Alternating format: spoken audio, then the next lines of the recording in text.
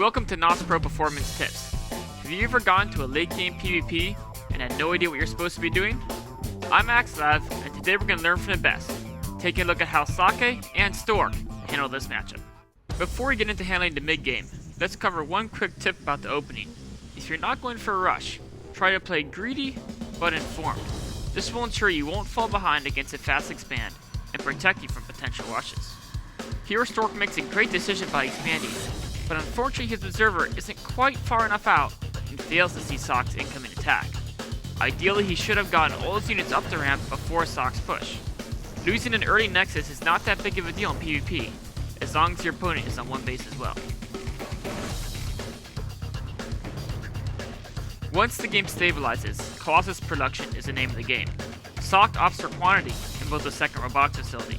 Stork opts for quality and goes through upgrades. Make sure you're doing at least one of these things. If the opening gave you map control, then use it. Stork plays aggressively with his stalkers, which gives him a sense of safety. This forces Sake to be ready to respond to harassment at a moment's notice. If you have an advantage in the mid game, go for an attack, but be sure to have a warping option as close as possible to the battle. Also, never forget the most important rule of engagement in PvP. If your Colossi are alone facing a superior force, be sure to retreat. One of the biggest decisions in mid to late game PvP is how many probes to make.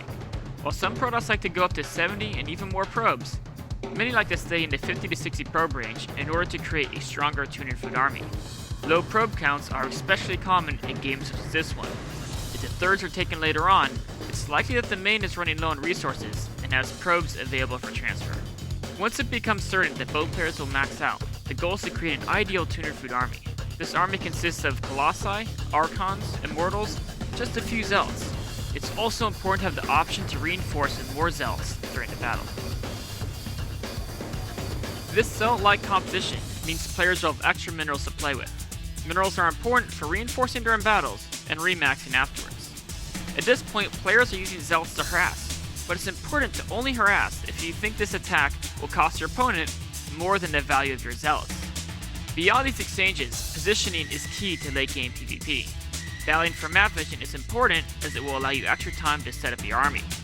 At some point, adding in a mothership is a good idea. The point at which players build this depends on their economy in the mid game. Sake starts his at a 29-minute mark in this game. However, Stork goes for a later mothership, only starting his Stargate at 30 minutes. At the very least, the mothership forces your opponent to add in extra observers. If you're put into this position, make sure to keep at least one observer alive at all times. Because the defender generally gets a superior position and has a closer reinforcing point, there are only a couple of factors that'll make it in your interest to attack in late game. Strike first if you have fallen behind economically because of harass, if you're ahead in upgrades over your opponent, or if you have a mothership advantage. Here Sake wants to attack because he has a mothership with 100 energy and his opponent doesn't. Stork is unable to gain a superior concave because of the threat of a vortex. Because his Templar was sniped before feedbacking, setting up a wide concave would leave half of his army vulnerable to a vortex that could zone them out. In the meantime, Sake could just engage the other half. Stork's warping from the side looks to play a critical role, as Sake's counter warping is further off. However, the vortex forces Stork to back up and sacrifice his Zealots. At this point in the battle, the Colossi are very vulnerable because most of the supporting units are dead.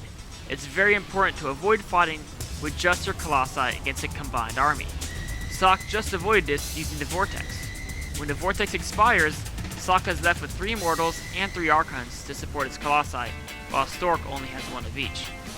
Here Stork needs to retreat to save his Colossi, but misreads the situation and loses them. Sake also stumbles when he fails to retreat from the Zealot Warpin and the Dark Templar, but when his reinforcements finally join the battle, he has too much remaining, and Stork is forced to sacrifice his 4th, and shortly afterwards, his 5th as well. If you're ever very far behind in PvP, your best shot is to try and kill all your opponent's observers, and then use Dark Templar. Stork goes for this move, first killing the robotics facilities with warpins, then attempting to equalize the economy by striking at Sake's top left base. When Sake defends this move, his next goal is to ensure he won't run out of detection, and then finish Stork off before he has a chance to remax and even the playing field.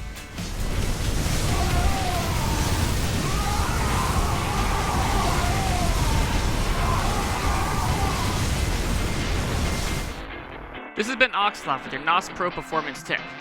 For more tips, go to www.majorleaguegaming.com/nos.